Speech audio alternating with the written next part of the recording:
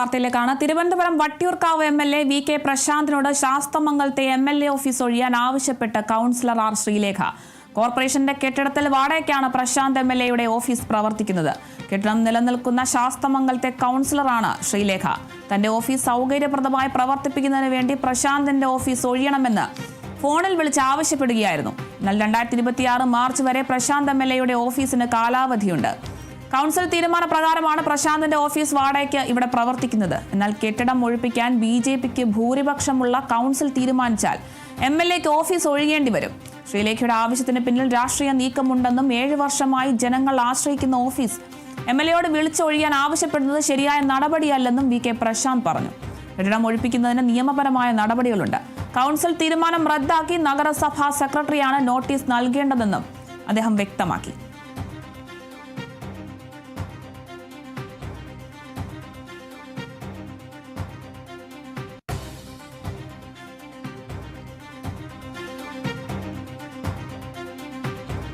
തിരുവനന്തപുരത്തെ Vattiyoorkavu MLA V K പ്രശാന്തിനോട് ശാസ്തമംഗലത്തെ എംഎൽഎ ഓഫീസ് ഒഴിയാൻ ആവശ്യപ്പെട്ടിരിക്കുകയാണ് കൗൺസിലർ ആർ ശ്രീലേഖ.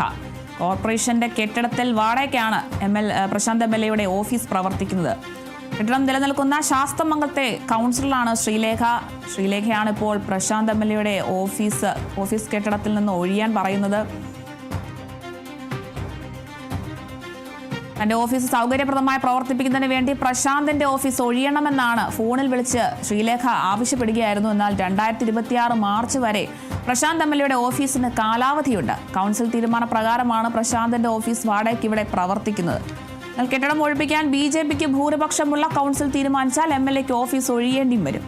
ശ്രീലേഖയുടെ ആവശ്യത്തിന് പിന്നിൽ രാഷ്ട്രീയ നീക്കമുണ്ടെന്നും 7 വർഷമായി ജനങ്ങൾ ആശ്രയിക്കുന്ന ഓഫീസ് എംഎൽഎയോട് വിളിച്ചൊഴിയാൻ ആവശ്യപ്പെടുന്നത് ശരിയായ നടപടിയല്ലെന്നൊക്കെയാണ് വി കെ പ്രശാന്ത് പറയുന്നത്. കെട്ടിടം ഒഴിപ്പിക്കുന്നതിന് നിയമപരമായ നടപടികളൊക്കെയുണ്ട്.